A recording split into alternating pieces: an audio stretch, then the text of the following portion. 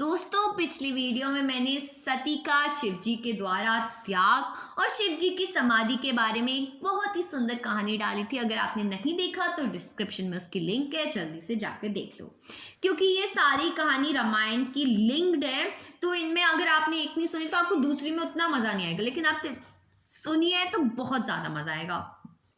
तो आज की कहानी है सती का दक्ष यज्ञ में जाना।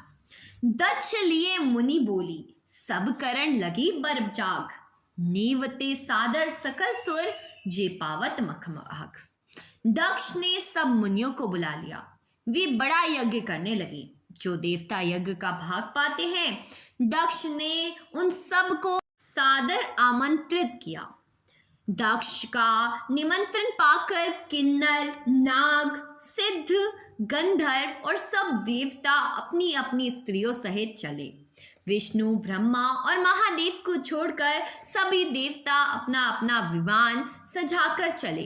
सती ने देखा अनेकों प्रकार के सुंदर विमान आकाश में चले जा रहे हैं। देव सुंदरियां मधुर गान कर रही हैं, जिन्हें सुनकर मुनियों का ध्यान छूट जाता है।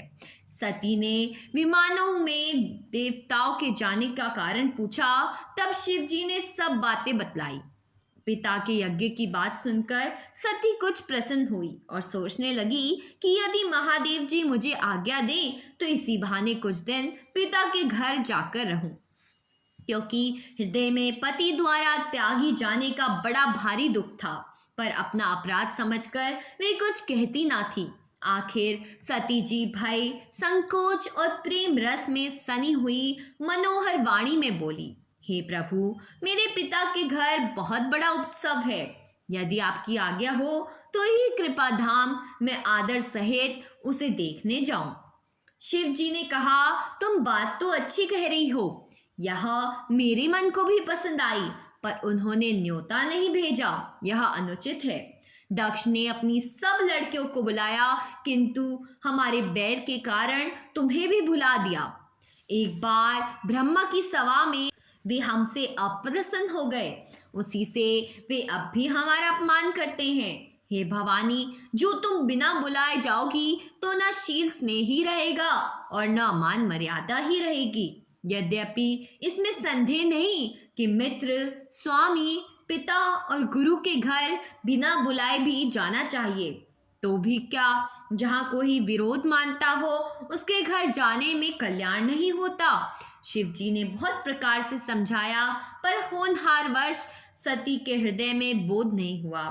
फिर शिव जी ने कहा कि यदि बिना बुलाए जाओगी तो हमारी समझ में अच्छी बात ना होगी। शिव जी ने बहुत प्रकार से कहकर देख लिया, किंतु जब सती किसी प्रकार भी नहीं रुकी, तब त्रिपुरारी महादेव ने अपने मुख्य गणों के साथ देखकर उनको विदा कर दिया। भवानी जब दक्ष के घर पहुंची, तब दक्ष के डर के मारे किसी ने उनकी आवभगत नहीं की।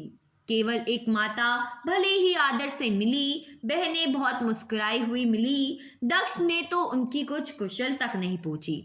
सती को देखकर उल्टे उनके सारे अंग जल उठे।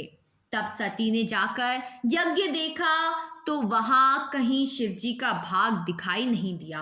तब शिव जी ने जो कहा था वह उनकी समझ में आया। स्वामी का अपमान समझकर सती का हृदय जल उठा। पिछला पति परित्याग का दुख उनके हृदय में उतना नहीं व्यापा था जितना महान दुख इस समय पति अपमान के कारण हुआ। यद्यपि जगत में अनेक प्रकार के दारुण दुख हैं, तथापि जाति अपमान सबसे बढ़कर कठिन है। यह समझकर सती जी को बड़ा क्रोध हो आया। माता ने उन्हें बहुत प्रकार से समझाया बुझाया। तो दोस्तों, आज की कहानी यही है। मिलते हैं अगली वीडियो में, जब मैं आपको सुनाऊंगी पति के अपमान से दुखी होकर सती का योग अग्नि में जल जाना और दक्ष यज्ञ विध्वंस के बारे में। तो उसके लिए चैनल को सब्सक्राइब कर दो, क्योंकि मैं रोज़ कहानी डालती हूँ, आपको रोज़ मिलती रहे और आप कुछ भी मिस ना करो।